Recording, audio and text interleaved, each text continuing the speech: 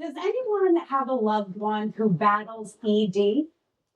Huh, oh, a couple nods. Okay, very honest. I appreciate it. But I guess since not many people do, we could probably tell Cialis and Viagra that they don't need that many commercials. And well, that is likely the first place many of you went when I said that.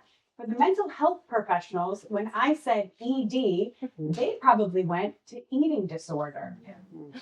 That split, yes. Okay, so that's where you are with this.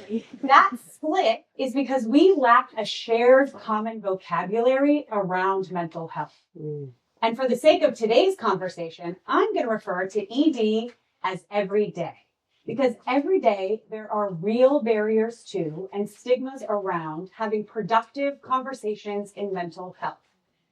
I believe that the key to creating a shared vocabulary is in stand-up comedy. So in January 2022, I had just spent the holidays home with my family when I got home and I told the following joke on stage. I said, having a relationship with a sibling as an adult is a lot like being in a relationship you wish you would have ended years before. My sister and I argue all the time, but we have too many inside jokes to call it quits, right? We see the world completely differently. She thinks I spend too much money, and I think she's mentally unstable. And about 3 weeks after I told that joke, I received a call that she had been hospitalized with a mental breakdown. When I first started telling that joke, people would laugh. And at first I thought it was because of my brilliant comedic abilities, but eventually I started listening afterwards. And I heard people say stuff like, yeah, me too, or I actually had a really similar situation. So as proud as I am of the joke, it actually breaks my heart. Because what I realized was that a lot of people carry shame around their experiences with mental health, and they don't feel like they have a way that they can talk about it that doesn't further perpetuate that shame. What I had discovered with my joke was that I gave people a way to talk about it that felt accessible. I had discovered Maui. No, that is not a delicious French pastry, but I would absolutely try it if it was. Maui is what the renowned psychiatrist, Dr. Dan Siegel, refers to as me plus we. That's the idea that if we can self-actualize our me, we tap into a more general we, and we create a sense of belonging. That we can be the tool that we use to destigmatize the rhetoric around mental health. I want you to think about this. If you or a loved one had an emergency, you needed to go and receive medical attention, would you know to call 911? Yes. I'm guessing, right? For most of us, the answer is a resounding yes. But if you had a loved one who no longer wanted to be here with us, if they wanted to be unalive, would you know that you could call 988? Yes. Oh, good. I'm happy to hear that. I think for most of us, the answer to that first question is much easier to answer than the answer to the second one. And I want to change that fact. For context, every year, 3.8 million emergency room visits are for individuals with injuries related to car accidents.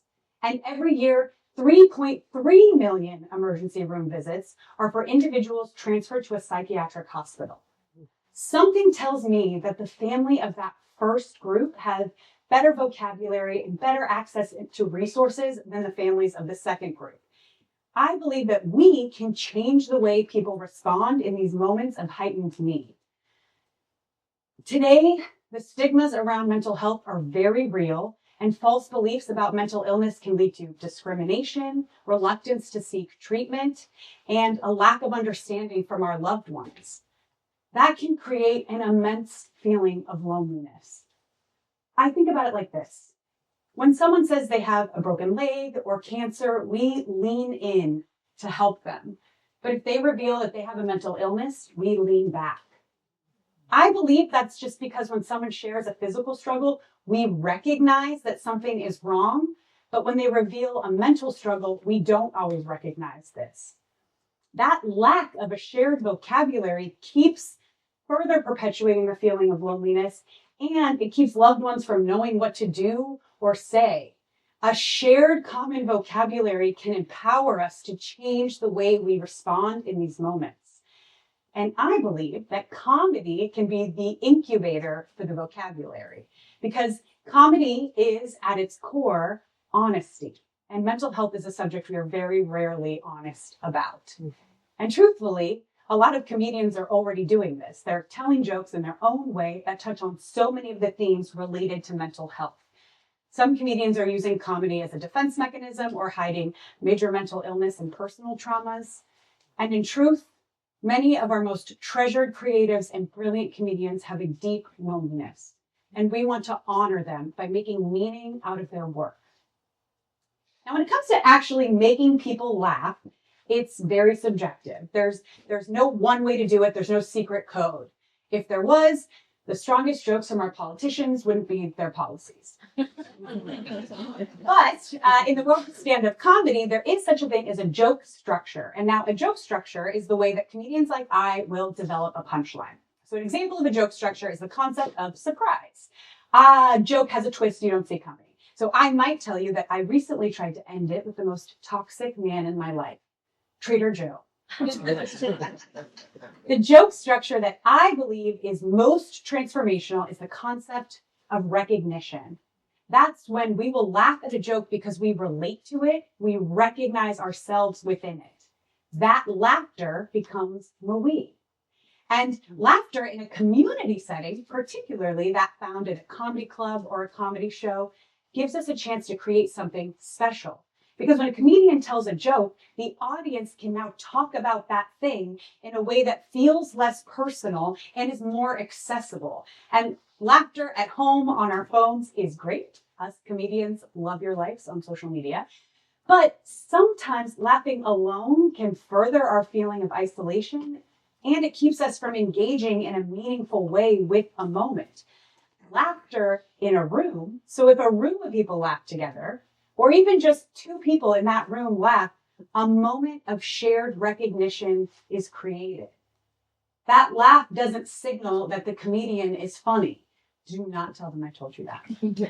That laugh signals, oh, I've been there. I get it. So that means that comedians are in a very unique position because they can use their craft of comedy to highlight part of their own experience. And by doing so, they create a way for the audience to relate to the joke. We can then talk about it. We can say, hey, that thing that comedian talked about, I know what they're saying. I get it. I've been there too.